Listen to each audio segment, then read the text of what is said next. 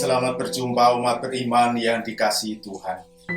Pantaslah kita pertama-tama memanjatkan puji syukur kepada Tuhan atas hari baru yang indah yang dianugerahkan bagi kita semua.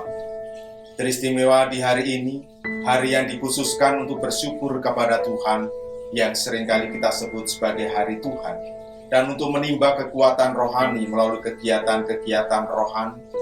Saya mengajak seluruh umat beriman untuk merenungkan bacaan-bacaan Ekaristi untuk hari ini. Pada hari ini, Minggu tanggal 26 September tahun 2021, kita memasuki Minggu Biasa yang ke-26 tahun B, kalender liturgi Gereja Katolik. Pada hari Minggu ini, kita akan merenungkan 3 bacaan seperti biasa.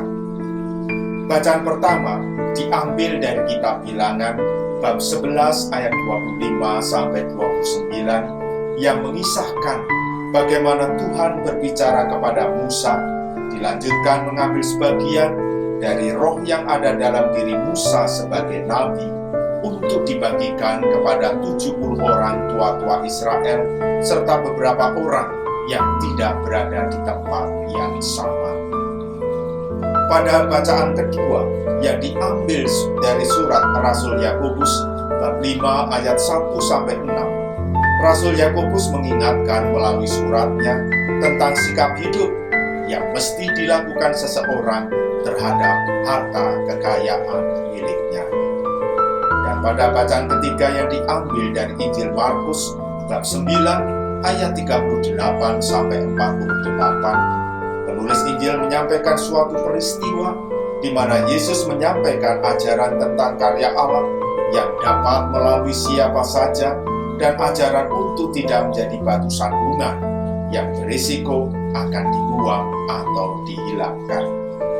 Itulah gambaran singkat mengenai bacaan-bacaan pada hari Minggu Biasa yang ke-26 hari ini. Umat beriman yang terkasih dalam Kristus, melalui ketiga bacaan itu, minimal ada 3 poin yang bisa kita renungkan selama sepekan ini. Yang pertama, Musa yang sedang menyaksikan roh kenabian yang juga dimilikinya dibagikan kepada 70 orang tua-tua Israel dan beberapa orang lain yang tidak hadir di tempat itu. Tidak menunjukkan reaksi untuk mencegahnya, tetapi justru memiliki harapan agar seluruh umat memiliki roh Tuhan itu. Kita tahu bahwa Musa sebagai seorang nabi sekaligus pemimpin umat bertugas menyampaikan rencana Tuhan atas umatnya. Dia pun bertugas untuk mengadili setiap perkara. Ia memberikan kata kebijaksanaan, membedakan yang benar dan yang salah, dan di dalam mengambil keputusan, ia meneliti dan mengenali mana yang berkenan kepada Allah dan mana yang ditolak di hadapannya. Pemberian roh kenabian pada zaman Musa kemudian berkembang hingga saat ini yang seringkali kita kenal sebagai pengurapan. Orang-orang yang diurapi diharapkan memiliki kemampuan seperti Musa itu. Maka roh diminta agar orang yang memperoleh pengurapan memiliki kebijaksanaan untuk menentukan arah jalan yang benar bagi dirinya dan juga bagi orang lain. Dalam kerajaan Allah, orang akan bekerja dengan baik dan berhasil kalau ia ditunggui oleh roh Allah itu. Kedua, melalui surat Rasul Yakobus, kita tahu bahwa di satu sisi, harta milik yang dicari dan diusahakan oleh seseorang memang menjadi haknya, sehingga mesti kita hormati dan tidak dikenal paham bahwa harta itu merupakan milik bersama yang mesti dinikmati bersama. Namun, di sisi yang lain, kita mesti menyadari bahwa harta itu juga memiliki nilai sosial, dan untuk itulah setiap orang dipanggil untuk rela berbagi dengan sesama, terutama yang sangat-sangat memerlukan bantuan. Semangat berbagi ini harus dikembangkan dan menjadi semangat setiap orang, supaya kita terhindar dari sikap mementingkan diri sendiri atau menjadi serakah, kemudian mengambil hak orang lain. Sumber semangat ini tiada lain adalah sikap Yesus yang telah memberikan diri bagi umat-Nya.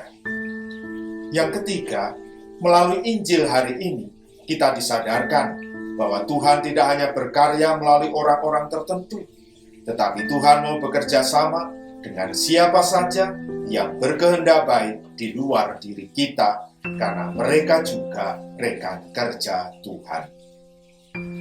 Pengikut Kristus yang sejati tidak bisa menutup diri dan mengklaim bahwa hanya kelompoknya yang paling baik atau paling benar. Bahkan seseorang dari dalam diri kelompok itu bisa saja justru menjadi batu sandungan bagi sesamanya dan bagi terlaksananya rencana dan kehendak Tuhan. Umat beriman yang terkasih dalam Kristus, melalui uraian singkat di atas, kita bisa menyimpulkan beberapa hal sebagai pesan bagi kita semua. Yang pertama, pengikut Kristus sejati mesti hidup dengan membuka diri atas berbagai karya Tuhan, baik melalui orang-orang seiman maupun dari kelompok lain. Karena sebagaimana digambarkan dalam bacaan pertama, bahwa roh kenabian untuk mewartakan, melakukan tindakan yang baik dan benar, bisa dianugerahkan oleh Tuhan kepada siapa saja. Kita tidak bisa dan tidak berhak mengatur Tuhan. Yang kedua, pengikut Kristus sejati harus hidup dalam semangat berbagi, sebagaimana Yesus memberikan diri kepada siapapun yang percaya kepadanya. Rasul Yakobus dalam suratnya sudah menegaskan hal itu. Apa yang kita miliki, semuanya merupakan anugerah dari Tuhan. Maka hendaknya kita gunakan untuk menjadi sarana keselamatan kekal bagi kita dengan berbagi dengan sesama yang membutuhkan uluran tangan kita. Bukankah dengan memberi, itu berarti ada sesuatu yang kita miliki yang bisa membantu yang tidak memiliki ataupun yang membutuhkan. Jangan sampai apa yang kita punyai justru membawa kita pada kehancuran dan kesengsaraan karena sikap hidup kita yang salah. Apakah kita belum sadar? Apakah yang sebenarnya kita pertaruhkan dalam hidup kita? Bukankah hal itu tidak lain tidak bukan adalah keselamatan seluruh manusia? Oleh karena itu, kalau kita ingin menjadi pengikut Kristus yang sejati, mesti bisa menyadari bahwa yang membantu keselamatan, meskipun bukan dari pengikut Yesus, tidak boleh kita cegah. Tetapi yang membahayakan keselamatan, meskipun dari anggota badan sendiri atau kelompoknya, harus dipenggal atau dipotong dalam istilah Injil, atau dibuang. Bukankah patokan ini sudah diterima dan sudah banyak diterapkan dalam ilmu kedokteran? Anggota badan yang kena kanker dipotong untuk menyelamatkan hidup manusia itu. Pengorbanan ini dianggap wajar karena dengan pemotongan satu anggota, seluruh tubuh dan hidup manusia diselamatkan.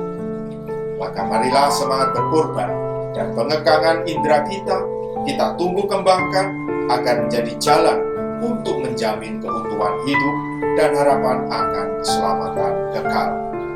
Karena bagi Yesus, satu-satunya yang penting bagi manusia di dunia adalah keselamatan kekal. Semoga renungan singkat ini membawa sesuatu yang berarti untuk kita lakukan dalam hidup kita. Selamat merenungkan. Keluarga Kudus, Yesus, Maria, Yusuf memberkati kita semua.